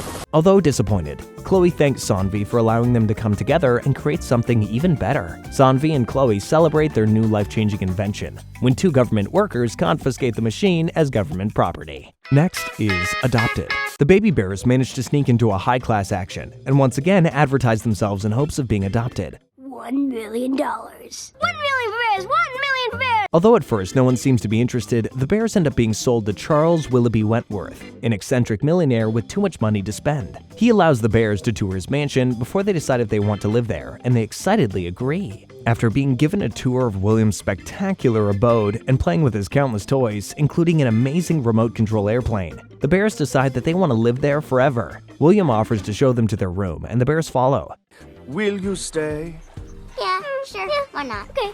He leads them to a separate building and opens the door, revealing a mess inside. William turns on the light to reveal a giant silverback gorilla named Carl. He explains to the bears that Carl enjoys playing with teddy bears, but destroys them when he gets bored. So he brought the bears to entertain Carl and to become his new teddy bears. Carl approaches the bears and grabs Panda, completely ignoring the others. Noticing Carl's lack of interest in Grizzly and Ice Bear, William kicks them out, leaving Panda stranded alone with Carl. Grizz and Ice Bear sneak back onto the property, through the gate, and brainstorm ways to save their brother before Carl becomes bored and rips him apart. It's genius! Oh. They wait until Carl goes to sleep for the night, and they sneak into his room. They successfully free Panda from his grasp, but as they try to escape, Panda accidentally steps on a squeaky teddy bear and wakes up Carl, Leave me. He just wants me. who grabs him angrily and escapes out of the room. The other bears chase after him, and Carl begins to scale the mansion, waking up William. Ice Bear notices the airplane from earlier, and Grizzly hops in as Ice Bear begins to control it from below. Grizzly shoots at Carl with a water gun, making him progressively more and more angry. Somebody save me! William runs out to find the perpetrators and sees Ice Bear controlling the airplane. They fight over the controller, causing Grizzly to lose control and briefly go haywire. After buying more time, Ice Bear continues to control Grizzly, who almost reaches Panda but is thrown around again by William and Ice Bear fighting over the controls, as Panda and Carl begin to slip off of the building. Panda, who's dangling off of Carl's toes, loses his grip and begins to fall, but Grizzly swoops in and catches him just in time. As they begin to fly away, William knocks the controller out of Ice Bear's hand, causing the batteries to fly out. Grizzly and Panda begin to fall out of the sky, but Carl leaps off the building to save them, and his body breaks their fall as they hit the ground. William cries and cradles an unresponsive Carl, but he quickly regains consciousness. The baby bears cheer, and the grumpy Carl smiles ear to ear for the first time. The following morning, Carl and William send the baby bears off in another remote-controlled airplane, and William thanks the bears for making Carl such a happy gorilla. Next up is Bubble. After watching a movie about germs, Panda becomes a severe germaphobe. Unable to think about anything else, Panda returns to the cave and fervently cleans any surface he can find. The next morning, his brothers go to check on him, and Panda emerges from his room inside of an inflatable bubble. Protected by his new shield, Panda agrees to go out on the town with his brothers. As they're out, Grizzly and Ice Bear notice that Panda's new bubble creates inconveniences for everyone around them, while Panda enjoys his new germ-free life. When they return, they run into Charlie, who gets a bit too close to the opening of the bubble, and causes Panda to shout at him angrily and insult his cleanliness. Yeah. Ooh, what's this thingy? During his ranting, Charlie tries to warn Panda that he's getting closer and closer to the edge of a hill, but Panda ignores him until he's sent rolling away. Grizzly, Ice Bear, and Charlie chase after him as he continues to pick up speed and flings off the edge of a cliff and flies through the air, landing in a sea of toxic waste. Aw, he's kinda cute. His bubble becomes lodged in the thick sludge, and Panda becomes unable to get himself out. Grizz and Ice Bear leave to go get supplies to help, but Charlie is no stranger to filth, dives in and swims through the thick pool of waste to save Panda. However, the further Charlie swims, the more he begins to sink, and as he gets to Panda, he begins to lose strength. Panda realizes that Charlie has always been there to help him, so now it's his turn to help Charlie, and he reaches out to help Charlie, but his bubble prevents him from being able to touch him.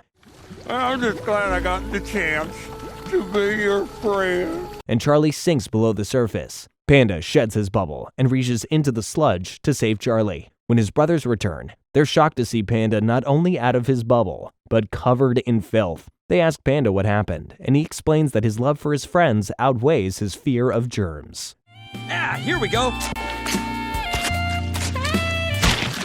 The final episode of Season 4 we'll be covering, and arguably one of the most memorable episodes, is Panda's birthday. During his birthday party, Panda watches Monsta X dance practice videos and fangirls over the members. Grizzly and Ice Bear excitedly present Panda with his birthday present, a signed poster from his favorite band. However, when Panda opens it, he sees they got him a poster from a band called Monsta S.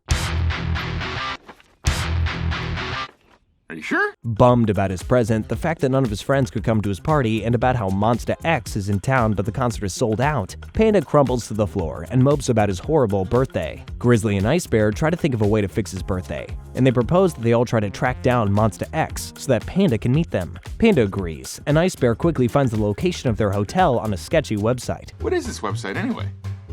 Let's boogie. When they arrive, they're surrounded by hordes of crazy fans, and they realize that getting in to see Monsta X would be a lot more difficult than they originally thought due to all the extra security. Grizz dresses up as a bellhop and successfully sneaks inside, carrying both Panda and Ice Bear in suitcases. He sees a bellhop with a cart reading Monsta X, and he quickly follows him into the elevator and onto the floor where Monsta X is staying. I know you wouldn't try to steal my tips. Right, new guy? As the other bellhop puts the key into their room lock, Grizzly distracts him and throws the suitcases carrying Ice Bear and Panda inside. Panda's suitcase hits the ground and pops open, and he continues flying through the air and out the window, hanging on by the window edge. Monsta X enters their room and finds Ice Bear's suitcase flailing around, until he eventually breaks free and is confused about where Panda disappeared to. Ice Bear is Ice Bear. People call me a polar bear. Okay. Wonho goes to shut their window and smashes Panda's fingers, causing him to fall. Enthralled by his cuteness, Monsta X invites Ice Bear to chill with them. Meanwhile, Grizzly is being chased by the other bellhop, who is convinced that Grizzly is out to steal his tips. After spending time with the Monsta X members, Ice Bear explains that he wants them to meet his brother, but they have to go. Suddenly, the outside of their room is covered in crazy fans, who begins to break the glass to get in. Ice Bear ushers the group out to get them to safety, as the fans begin pouring into the room. They run into Grizz, who is also still running for his life, and they take off together as Panda helplessly watches from the window. They make it out the front door of the hotel, but are cornered by a giant swarm of fans who are blocking their tour bus. Panda, unable to hold on any longer, slips off the ledges and plummets to the ground below, falling on a pile of the fans. When he regains consciousness, Panda looks around and sees Monsta X's tour bus leaving. Panda feels defeated after not being able to meet his favorite group, when suddenly, Monsta X appears from behind the bushes, explaining that the bus was just left as a decoy to get rid of the crazy fans. The starstruck Panda finally gets to meet his favorite group, arguably making his birthday the greatest birthday of all time. Now that we've covered the series, let's look into the movie. The movie begins with baby Grizzly walking through the forest all alone as he sings a song about finding a home. Looking for a place for me to go. Suddenly, he steps on something and finds a baby panda bear laying on the train tracks he was walking on. Baby Panda tells baby Grizzly that his foot is stuck in between the tracks, and they both work together to free him as a train approaches. Panicking because they're not strong enough, they begin to cry out for help, which is heard by baby Ice Bear, who's in a tree nearby. He quickly gets to the tracks to assist the other bears, and they work together and successfully free baby Panda. They start to outrun the train.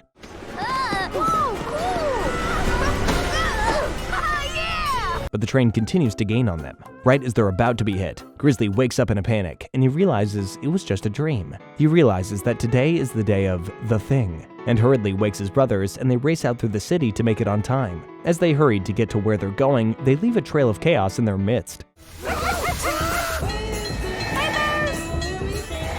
Finally, they reach what they were looking for, the grand opening of a poutine food truck. Panda informs his brothers about the Canadian cuisine, and the worker joins in, adding that Canadians love bears. Suddenly, they're surrounded by an angry mob of people who are caught in the wake of the bear's destruction. Officer Murphy arrives to take complaints and add it to the bear complaint file, which the bears learn is full of complaints from all their former antics. Sorry, just a sec. Thank you. Stole. Suddenly, Nom Nom arrives, and everyone gushes over him. He orders from the truck and even gets his own poutine special, which was sculpted to look just like him. The bears become frustrated with the treatment they receive in comparison to him, and they decide in order to be liked, like Nom Nom, they must become internet influencers, and they set out to create a viral video that is streamed to everyone. That night, they begin streaming to the entire city while performing outdated memes. I mean, both seem, I don't know, a little cringy and passé. but the overwhelming amount of power from streaming to that many people causes a city-wide blackout.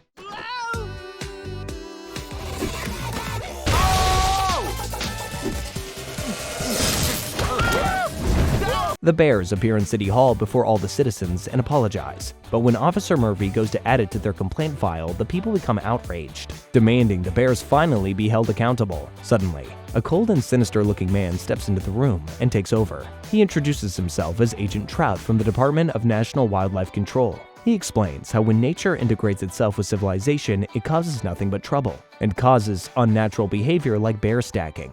Hey, is he talking about us? No comments until the end of the presentation. He announces that he will be taking the bears to a bear reserve, and he detains them and throws them into the back of a van that drives away. However, instead of Officer Murphy driving it, the car was hijacked by Charlie along with some other forest animals who drive the vehicle deep into the woods. The group contemplates their next move, and Grizzly remembers Canada and decides that's where they can go to be safe. All right, who's ready to burn off their fingerprints? They customize the van so it won't be spotted, and they turn it into a groovy hippie van. The following morning, Agent Trout takes full control of the search for the bears. Hey guys, I think I found another clue! Yay! That's my boy! And calls in reinforcements. The bears' road trip to Canada begins smoothly, but comes to a screeching halt when they come across a security checkpoint with Trout's men going to each car and checking the occupants. They disguise themselves as hippies, but when the men turn away, they slowly sneak off and manage to avoid getting caught. Yes, sir, we'll hold them. Dumb bears. However, the men realize it was the bears, and they follow close behind them. After their close encounter, Panda suggests that they take back roads so they won't be seen as easily, but Grizzly insists on staying on their path. They begin to fight over the GPS on Panda's phone, causing the car to swerve and fall off a cliff. When they land, they notice their car has been totaled. They see party flights in the distance and decide to follow them to see if there was anyone there who could repair their car. They stumble upon what seems to be an animal rave, but they soon realize everyone there is an internet-famous animal personality.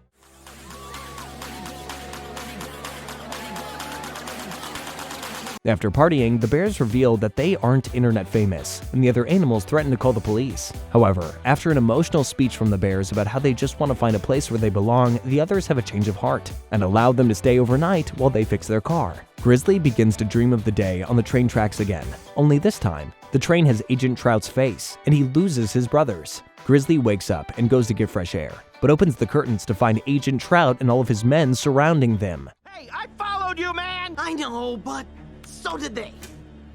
The other animals team up to distract them, while they inform the bears of the new features on their car, including the boogie button, for them to push in case of an emergency. The bears speed out, while the others are preoccupied and manage to escape again. Their lead doesn't last long though, and soon they engage in a high-speed chase against Agent Trout and the other officers. They use the boogie button, which allows them to shoot lava lamps and lava out from the top of their car, allowing them to take back their lead from all the other cars, except for Trout, who relentlessly continues to pursue them. Just as he's about to nab them, the bears fly off the road unfinished, but are saved by the boogie button yet again, which shoots them up with enough force for them to land safely on the side. In all the chaos, Panda accidentally drops his phone, but they leave it behind. The bears finally make it to the Canadian border and are greeted by a friendly man who requests their passports. The bears are stunned, assuming they didn't need any because they're animals, and they are denied entry. Panda and Grizzly begin to argue, each one placing the blame on the other, and Panda decides to leave the group. Huh? Oh, see, now look what you did! Suddenly, they look up and see Trout and the reinforcements surrounding them holding Panda's phone, which showed their route to Canada, leading the men directly to them. The bears are detained again and brought to the bear reserve. Trout reveals that he's separating all of them and will ship them off to their respective homes. Panda to China and Ice Bear to the Arctic. Bro! Get off, Ice Bear. Stop. That night, Grizzly sobs in his cage, feeling utterly hopeless, when he remembers the promise they all made to each other when they first met the day on the train tracks. They promised to be brothers for life. Grizzly musters all of his strength to break free from the cage, freeing all the others around him as well. Just as Panda and Ice Bear are about to be flown to their respective continents, Grizzly and the mob of bears storm the area and free Panda and Ice Bear.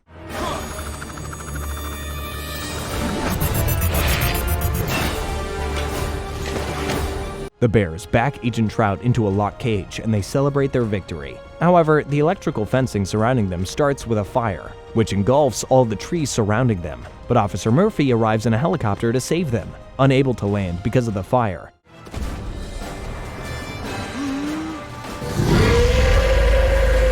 The bears begin to stack themselves all the way up to the helicopter while live streams capture the scene, broadcasting it to news channels everywhere. Flames are closing in. There's no telling if they'll reach that helicopter in time. Just as Grizzly is about to reach the helicopter, Agent Trout jumps inside after climbing up all the bears. But Officer Murphy promptly handcuffs to prevent any further intervention. Grizzly grabs hold of the helicopter and all the bears are flown out safely. Later, reporters swarm the bears and Officer Murphy, asking when the heroic trio will be allowed to return to their home. Grizzly then asks Officer Murphy for one final favor. The bears are flown back to San Francisco and are welcomed back with cheers and applause from everyone for being so heroic. As the bears enjoy their own Bear Stag Poutine special, they discuss the recent change and how they fit in so much better, as we see the city filled with other bear inhabitants who are also enjoying their new home with humans.